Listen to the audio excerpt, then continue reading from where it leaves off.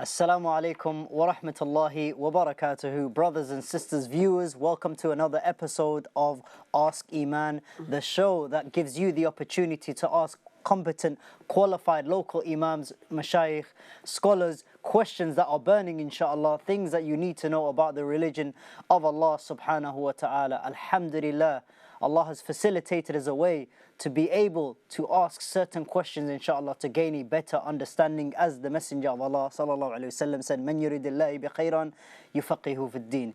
That whomsoever Allah wants good for, He gives him an understanding. This is what we want, brothers and sisters, to gain a better understanding. Again, inshallah, we are blessed. We are welcomed by our guest Imam and Shaykh Suliman Gani. Assalamu alaikum wa rahmatullah, Shaykh. Wa alaikum salam wa rahmatullah wa barakatuh. How was your evening, Shaykh? Good? Evening, alhamdulillah. It's pretty cold out there, inshallah. I see you're dressed appropriately, inshallah. Alhamdulillah. Yeah, jazakallah khairan. As we were walking, it was feeling a bit cold. Yeah. Yes, jazakallah. Yeah, alhamdulillah, Shaykh. Sheikh, I'm just going to kick things off, inshallah. I'm going to get straight to it because we have some questions coming through, alhamdulillah, via WhatsApp. So, brothers and sisters, before we start with our questions, do not forget that you can call in our studio line 0203 515 0769, or alternatively, you can go onto our WhatsApp and send us a message on 0742 239 8833. Do not be shy, alhamdulillah. This platform is open to everyone that is viewing, mashallah. Sheikh, we've got a question. It's a question, I believe, pertaining to fiqh. It is regarding the socks making wudu. A person is asking, wiping over the socks for wudu, must it be leather or can it be of different materials such as cotton, wool, etc.? Given that wiping of the socks is what we would rather emphasize is one should first try and wash the feet. And if one has to wipe over the socks, then you will find, especially in the Hanafi fiqh ruling, they recommend that the socks are of leather. If it is not of leather, then at least it should be so thick, at least water does not seep through the socks. So, what are the conditions of that socks? If a person can walk for a certain amount of distance, if it covers maybe like few miles and no holes appear on that socks, then it will be permissible to make masa on that sock. So I think this criteria condition, especially in the Hanafi fiqh, it is more strict to have that very special socks. And now there is this new socks that have been manufactured. That's the thing, Shaykh. There's a lot of socks even today that do not even cover the ankles, and people like these certain types of sports socks, socks for exercise.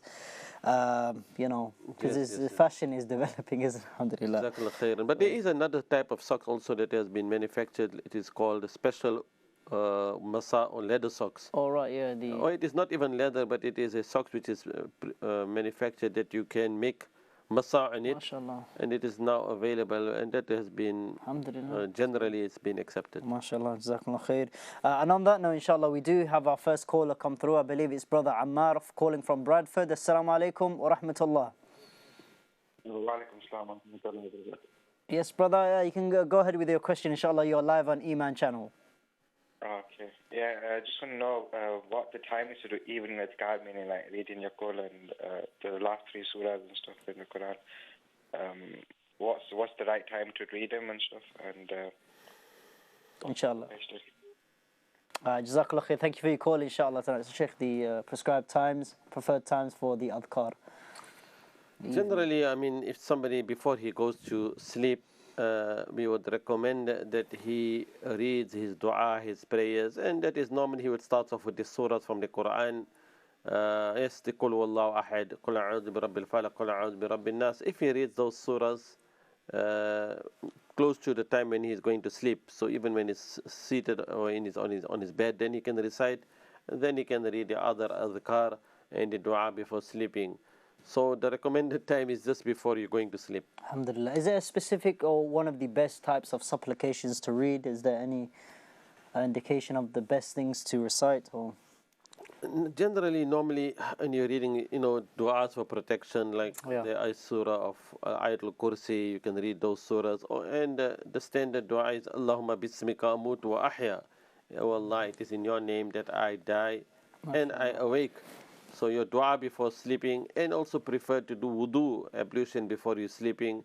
So these generally there is also the encouragement of reciting the even the kalimat, like the tashahud, your kalima, the ashhadu la ilaha illallah wahdahu la sharika lahu lahul mulku all these adhkar and du'as, one is recommended to read it, because whatever you do at the end, and that is no guarantee we are going to wake up again, so it's good practice. Alhamdulillah, alhamdulillah, jazakumullah khair. Please, brothers and sisters, do keep your calls coming in. Alhamdulillah, we have an opportunity for this hour. And do not forget that Ask Eman has actually extended its days to a few more days a week, inshallah. So it gives you this opportunity, especially on the gateway, on the journey towards Ramadan, which is closely approaching, I should say, alhamdulillah, and to seek the benefits of this knowledge. Speaking of Ramadan, Shaykh, we have a question coming through regarding Siyam fasting. The question is asking, what is the ruling on using toothpaste while in the state of fasting? In the state of fasting, anything that goes down the throat will invalidate the fast. So if in the month of Ramadan, when you already have commenced your fast and you need to gargle your mouth, you have to avoid using the toothpaste. So you are recommended to use the miswak, so one should avoid it completely. Use your toothpaste and your toothbrush, meaning it should be before the beginning of your fast. Once you have entered into the state, once your fast is commenced, you should not be using the toothpaste.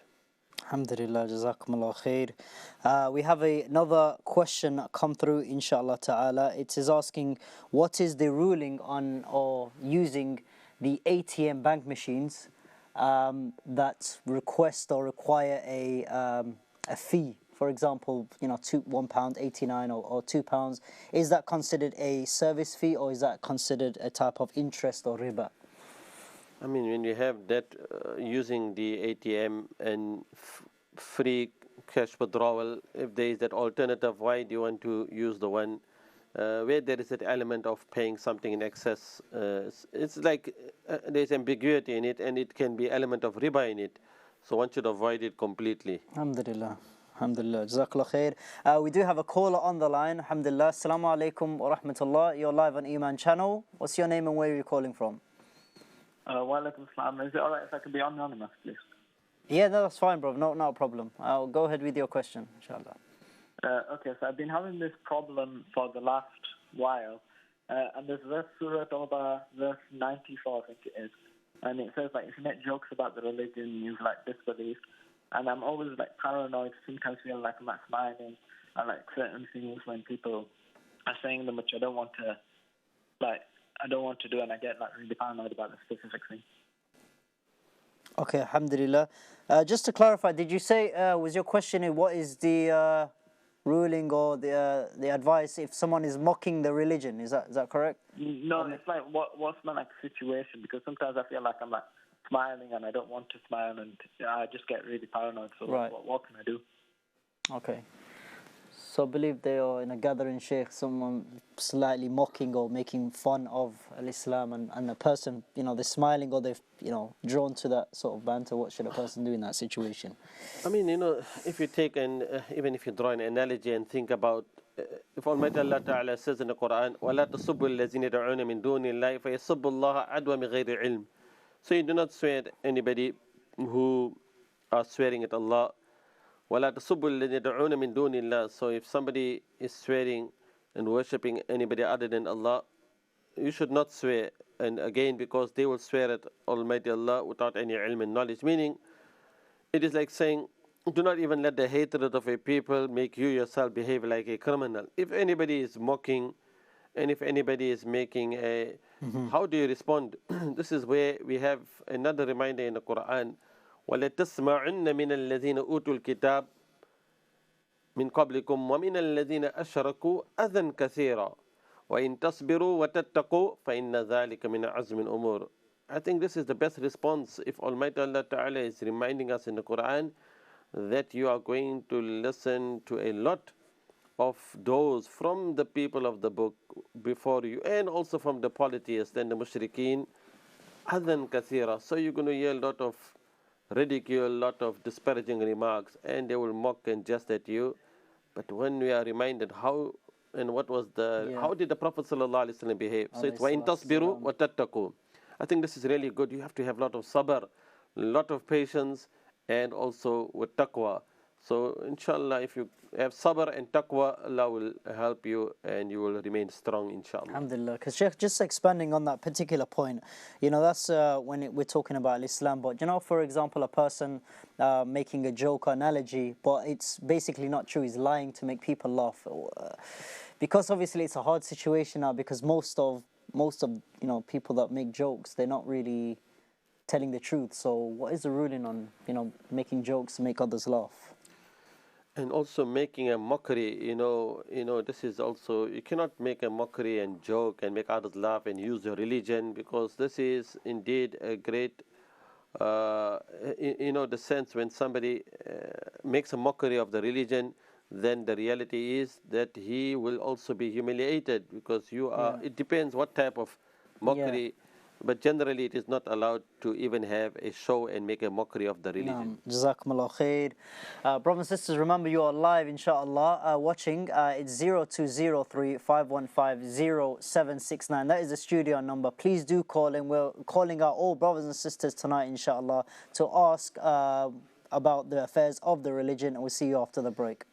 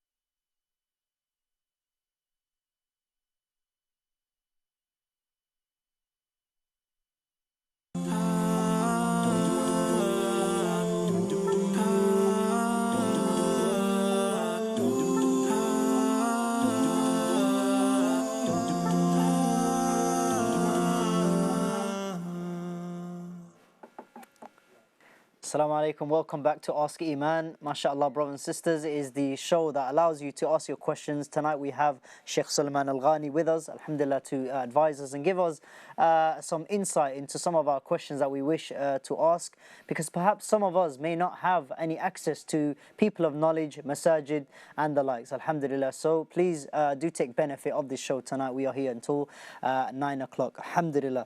Shaykh, a question has come through on the WhatsApp, and basically someone is asking, is it forbidden, is it haram that I teach religious education in school? So I'm believing it's a teacher seeking some work. Religious education. Religious, it says RE here, religious education. So I'm guessing they're maybe teaching Christianity, Judaism. I mean, there's no harm to teach any religion as a subject, as long as you understand a person is a Muslim teaching religious education. It's totally normal. People, they study comparative religion. They want to understand what other people believes.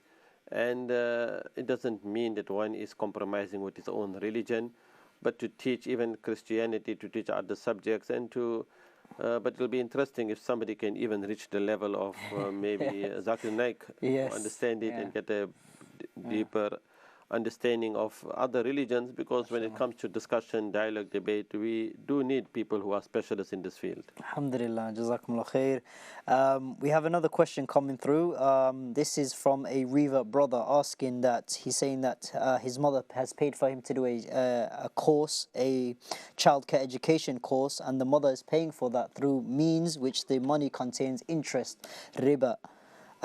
So the person is asking, can they do the course then later pay her back, or should they avoid doing the course at all? So you said the mother is... The mother is a non-Muslim, by the way. Yeah, it says the mother is a non-Muslim and the person is a revert. Can they do the course by using this type of money containing riba? I think this is it's not a straightforward answer, because it needs to be referred to a specialist, somebody who can really look into this detail, because now you have somebody who is a revert, and does he have any other alternative ways to give him that support? Here is somebody that is giving him some money, and for the person who's giving him, it's like a person who is not mukallaf, and the Sharia is not upon the mother herself. So she's using whatever money she has and she's contributing, giving it. Now, is it acceptable for him to use that? One will have to look and ask more other, like circular questions. Yeah. Is there any other alternative? Will he be able to complete his course? This is the only means. If there is an alternative, if we can share, if there is for him support, then that will be the best option.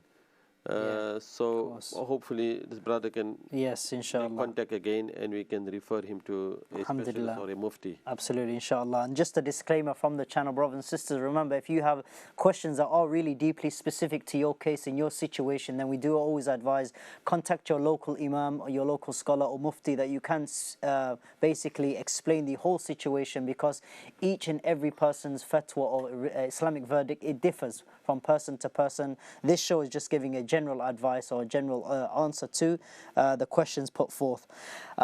Shaykh, I've got another question coming through. Alhamdulillah, the WhatsApp's actually coming through thick and fast tonight. The person is asking, I would like to ask if I can say in the prayer Subhana Rabbil A'la and Subhana Rabbil Azim only once because of the time, or is it obligatory to say it 3 times? So perhaps this person is in a slight rush, or... I mean, at the end of it is normally the sunnah is 3 times Subhan Rabbil Azim, and one can increase 5 times, 7, as many as one would like to.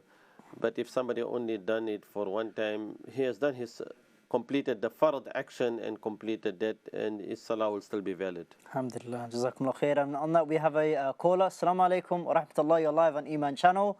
What's your name and where are you calling from? Sorry?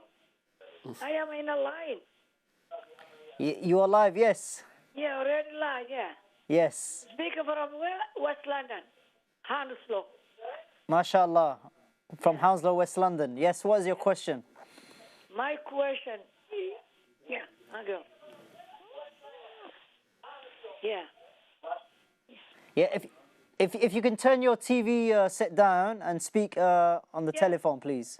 Yeah, I'm trying, yes. Okay. Yes. I wanted to give away sadaqah jariyah for the property. Oh, okay. Yeah, and some people live and some people die, deceased. If they can do together. So you're asking, can you give sadaqah jariyah of a property for the people who have passed away? Passed away and people die live. Okay, we got you. Alhamdulillah, we understood your question. Yeah. Alhamdulillah, jazakumullah khair. So it's a combination, Shaykh, giving sadaqah jariyah, an ongoing charity of a property. Some of the people, for the intention of some of the people have passed away and some of them are alive. It's like a joint intention. I mean, when the son of Adam dies, everything comes to an end, except if he does three things: علم ينتفع به أو ولد صالح يدعو له أو صدقة جارية. So if a person passes away and he leaves behind three, that will continue to be recorded for him as a reward, and he will still benefit from those actions which he done in his lifetime. So if a person is alive and is given, say for example, a property as sadaqatun jariyah, and that money is being used for the benefit, whoever is benefiting from that, it continues to be recorded for his good deeds. And if he left behind like knowledge which people take benefit from and it is passed on, for example, the person is in his grave and he receives the reward. If he leaves behind pious children and they make dua for him, that is recorded and will continue benefit the person in the grave. So it's not very clear if a person is alive and you are giving as waqf and something in a good cause to be used for a very good purpose. Whomsoever is going to benefit from their property, that yes, will be a sadaqatun jariyah, but it's like given in the lifetime and will indeed be a reward for the person in his life, and also after his demise, it will still continue be recorded as good deeds for him. Alhamdulillah, jazakumullah khair. Sheikh, this next question is in regards to food and drink. This person is asking, can we eat beef gelatin if it's not pork gelatin? So certain types of sweets. I'm not going to lie, I've got a sweet tooth myself, so I'm quite interested in this question. Can we eat beef gelatin, or is it or not? I mean, now, if you know exactly where the source is and, the gelatin itself, obviously if it's gelatin, pork is not allowed. But now again, the question is, what is the process that one has gone to process it and become a gelatin, even if it's from beef? So that is again is a matter of doubt which needs to be looked into. Absolutely, because the thing is, Sheikh, they were like in this the whole process of changing the state of the ingredients. Like for example, when you get a fizzy drink or something, and it will say like contains 0.5% or 0.0%, 0.03% alcohol in a drink. Maybe it's a fizzy mango drink or something like that. Can we drink fizzy drinks like that, or is it? I mean, generally, if anything has, obviously there is the metabolic or the process, and if it changed from one element to a complete transformation of that original product. In fizzy drinks, you say there's element. Well, they say sometimes in the ingredients they say a very small percentage it contains alcohol or something like that, or. So then, if in doubt, leave it out. Yeah, leave it out. Avoid it completely. Yeah, just tastes nice. So, alhamdulillah. So, the next question we've got is, what is the Islamic ruling on businesses that basically deal with stocks and shares? The questioner has asked a specific company, but obviously for Ofcom reasons we cannot do that. So the shares, trading shares, can we get involved in those types of businesses, buying and selling shares? I mean, companies? You can benefit and take income from shares, but again, one would need to understand those companies, where are they investing, how they are making their profits. All those who have shares in those companies which are investing in other whatever it is, if their investment, if it's in something related to that which is already haram, then it will not be allowed to take benefit and income from those type of shares. So yes, one would need to really thoroughly investigate and know where Yeah, your income is exactly. coming from those type of shares and the Absolutely. dividends from those shares. Yeah. Alhamdulillah. Before we do go on break, brothers and sisters, just to mention that the studio number is 0203515076. Alternatively, you can send us a message on the WhatsApp. It'll come through straight away, alhamdulillah, on 0742 Please keep your questions coming in, inshallah ta'ala. Sheikh, you so eloquently answered the question earlier in regard to the masah, the wiping over the sock. A viewer listened to that because I know you was touching on the Hanafi madhab. Their question was saying, well, they take the opinion that they wipe over cotton socks. Some of the scholars have allowed that. Is that okay for them to do so? This is where, I mean, personally, I would say it's better not to, is to avoid going into where there's differences. If you're following a certain particular madhab and that's the opinion of the madhab, then it's better, because at the end of it, we have not reached that level of these A'imma al-Mujtahideen. We are following of those ijtihad that was already made by the great giant scholars and the likes of Imam Abu Hanifa. In that context, I would say rather, it all depends. Now, if somebody is following another school, another opinion, then they would not be looking into whether the socks is Inshallah ta'ala. Jazakumullah khair, Shaykh. We're going to take you, we're going to get back to you straight after the break. Please do call in. Assalamu alaikum.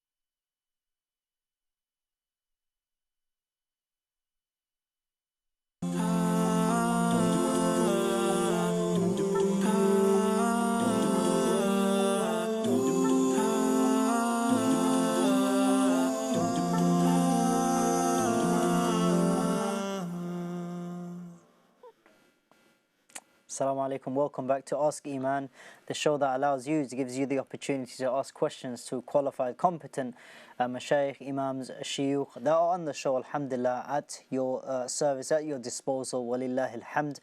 If you do want to ask a question, inshallah, call in on the number 0203 515 0769, or alternatively, you can send us a message on the WhatsApp 0742 239 8833. Because remember that two people will never learn, and the first person is the one who's too arrogant to ask a question, and the second person is the person that is too shy. Because we have a lot of people that, if we fall into either one of the categories, Shaykh, we have so much arrogance to ask, this person doesn't know much, I should know more than him, or we're very shy and reluctant to ask a question because of people judging us on certain types of questions.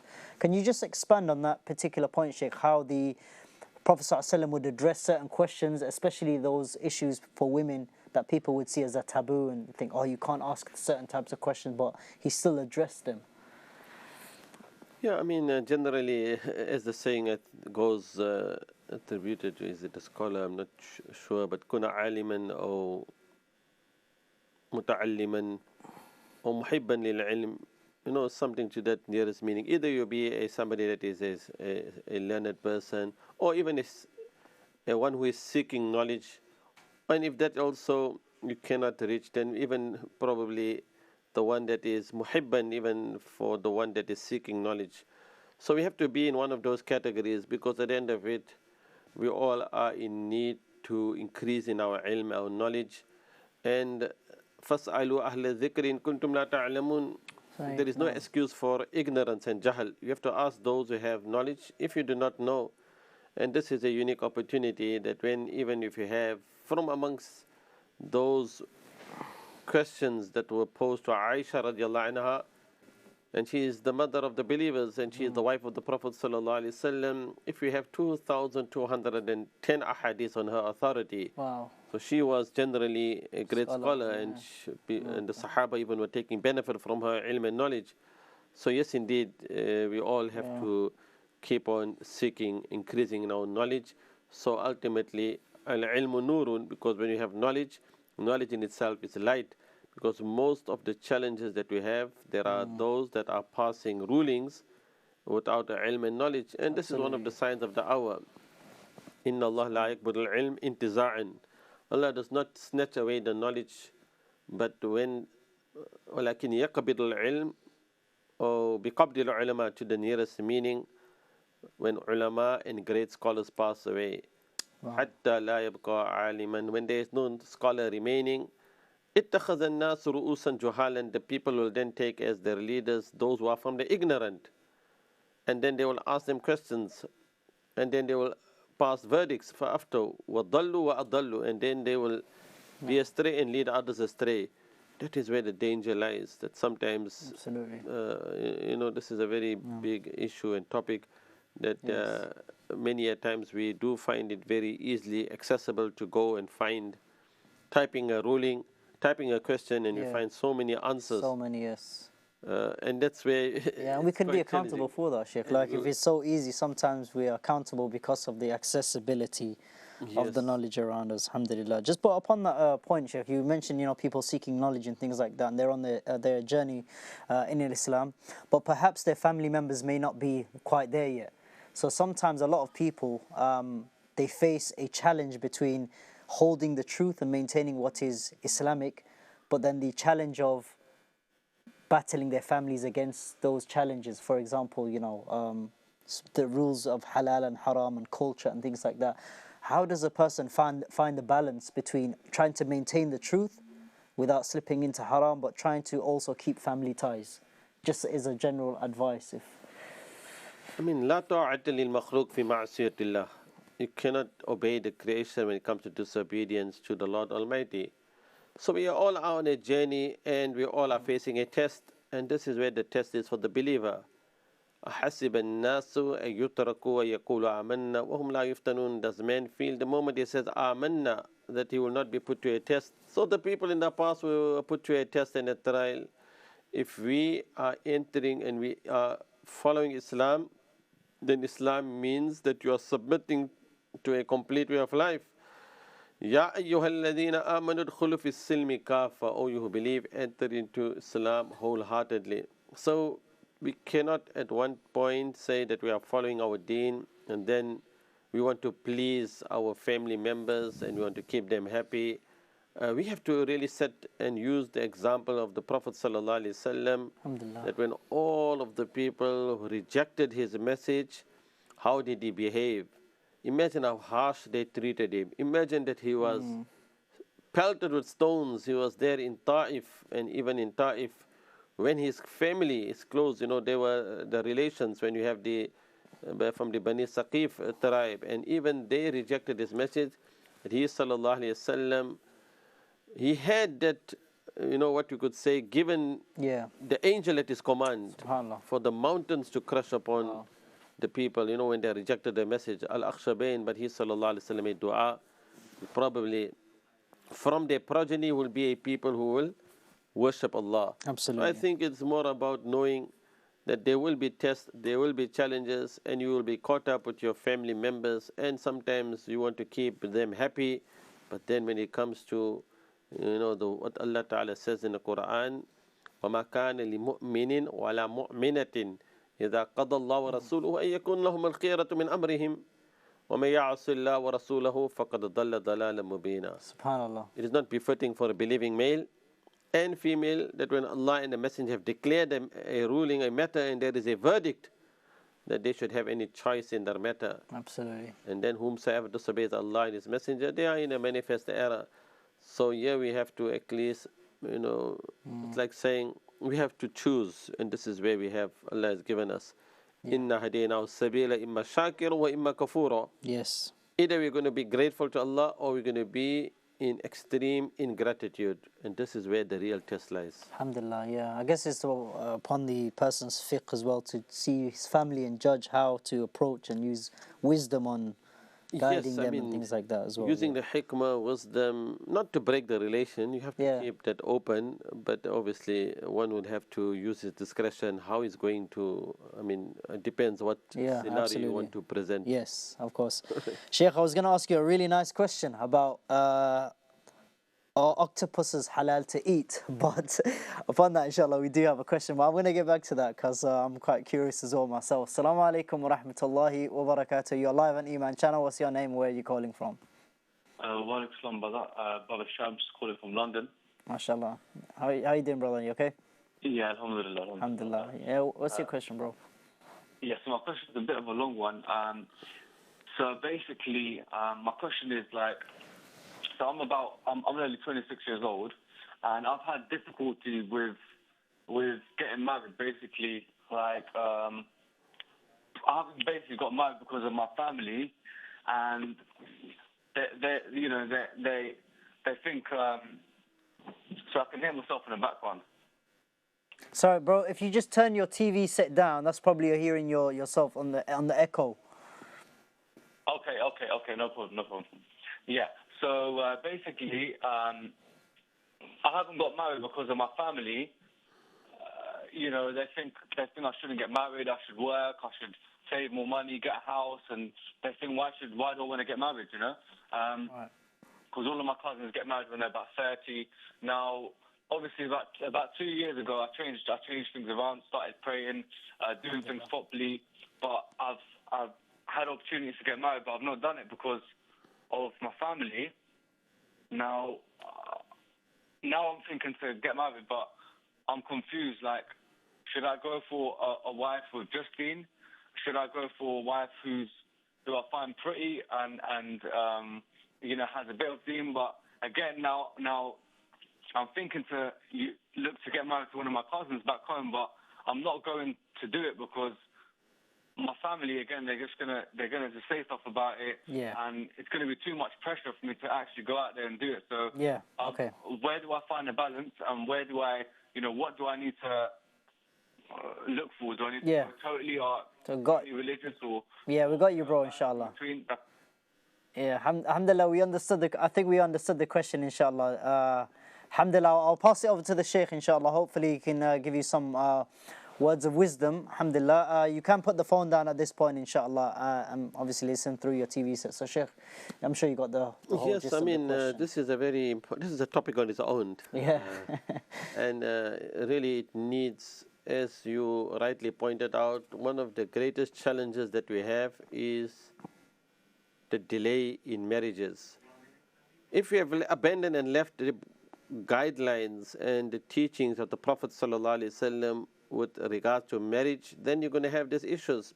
People now, like saying the proposals are coming, girls are becoming of age, boys, they want to give priority and precedence to complete their political, I mean, their professional or their careers.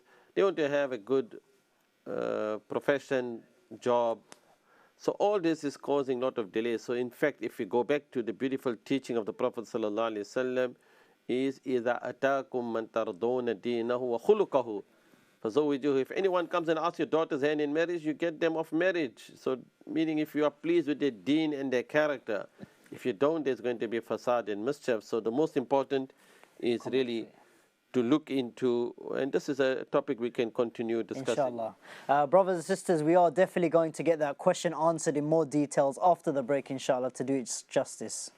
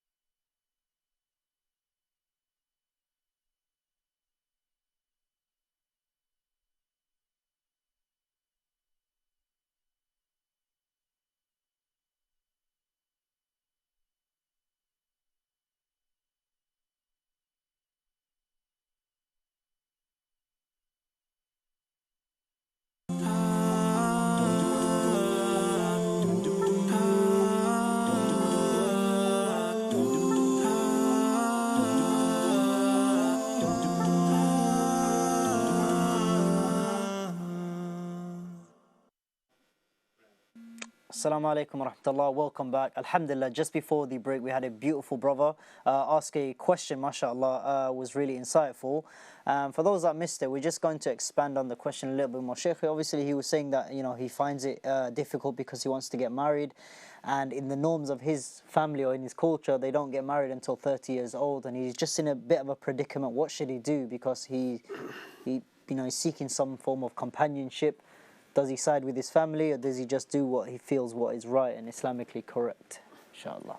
I mean, the most important I would suggest is, especially when it comes to this decision, you need to think in the long term, because if there is delay in the marriages, then one of the objects behind marriage is procreation.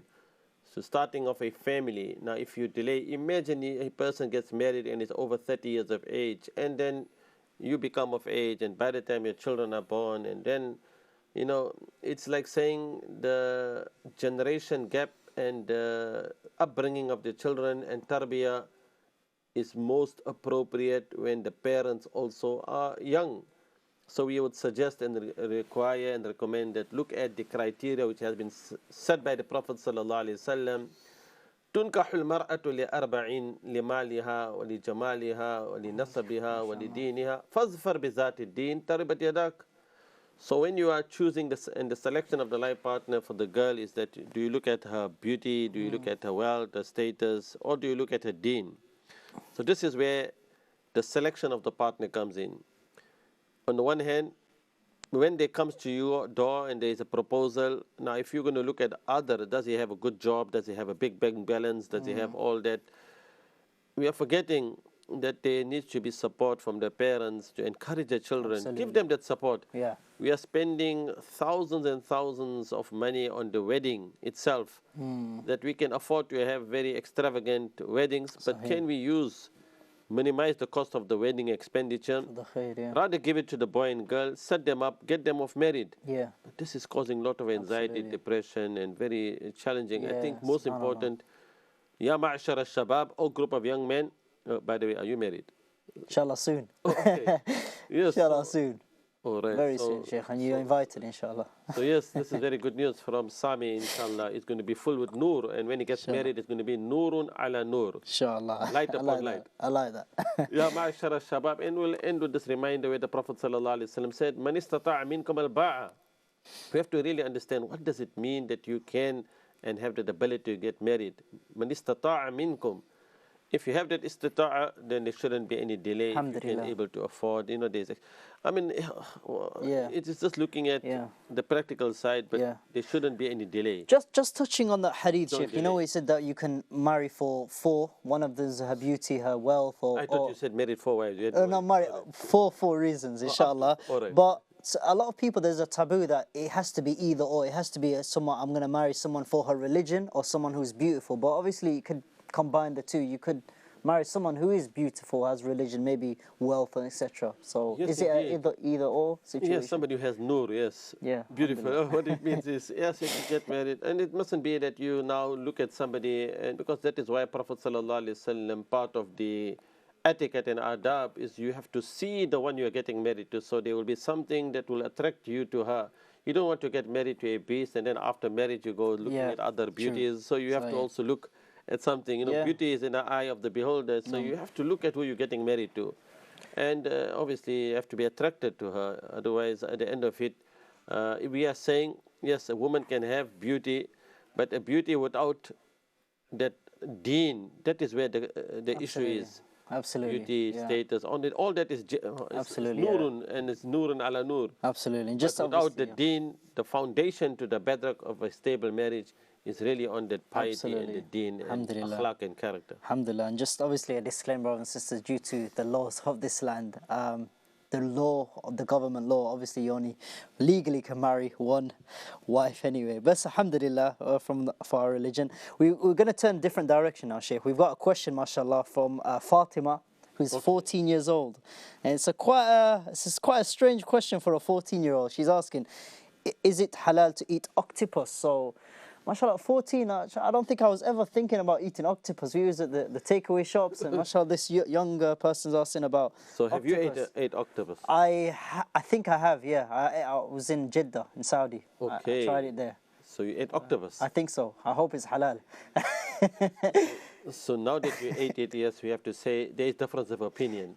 According to Sami Nur, it's allowed and permissible. I mean, according to the other schools. So you have the Maliki, the Shafi'i, and also the Hanbali school of fiqh. According to all three schools, it is permissible. Alhamdulillah. But the Hanafi fiqh have taken a very different approach to eating of octopus, like the mussel or the squid, or meaning is it a fish? I think this is, when we say all of the fish in the sea is halal. So I think the discussion is octopus a fish?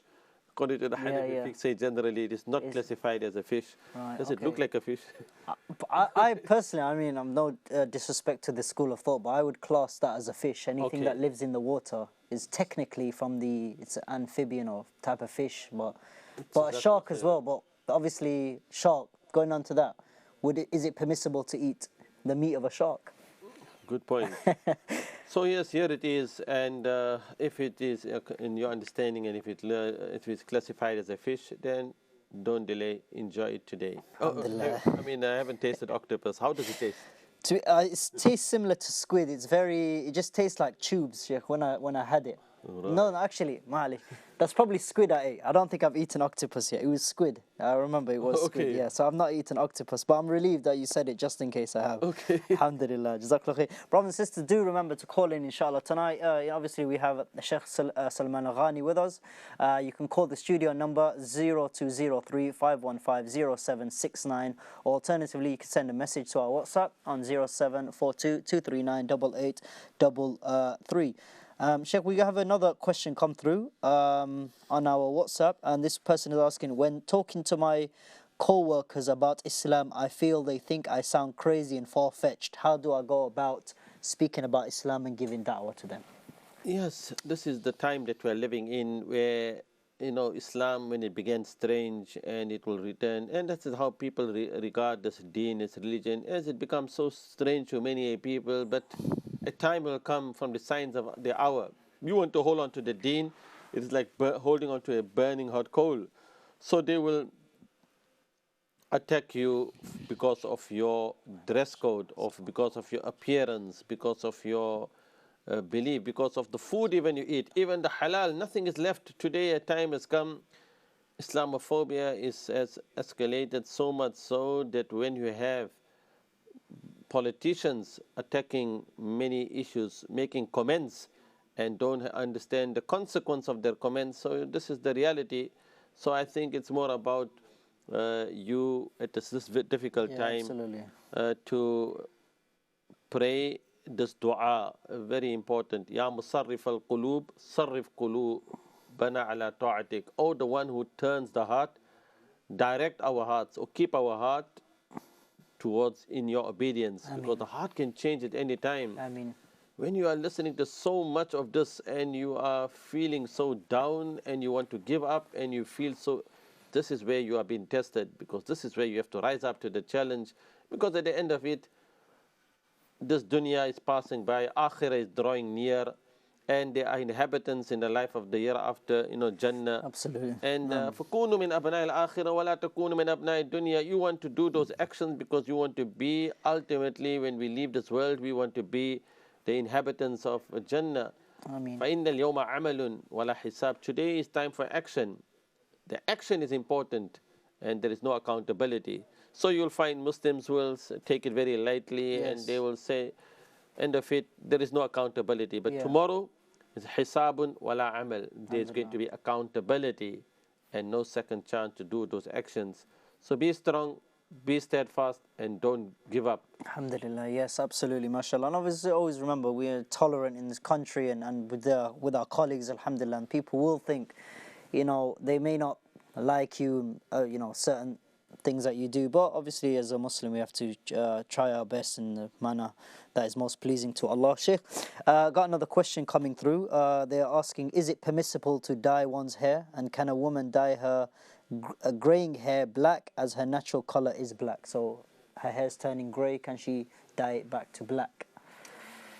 I mean, there is the discussion of the ijtanibus sawad, and to abstain from dyeing using the black color, because at the end of it, when a person is becoming of age, and as we are growing old, the white hairs and the gray hairs, this is where the rahmah is.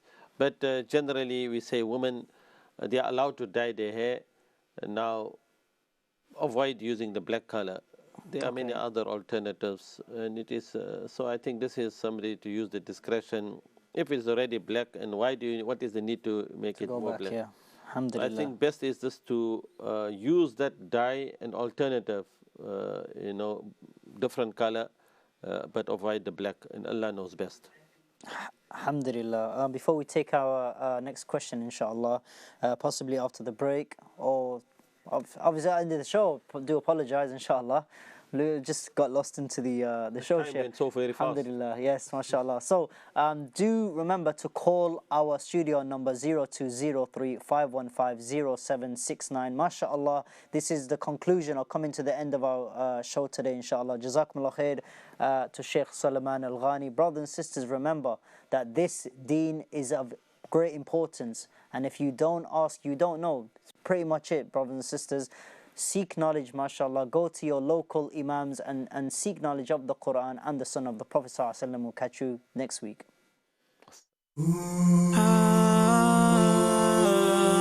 Don't do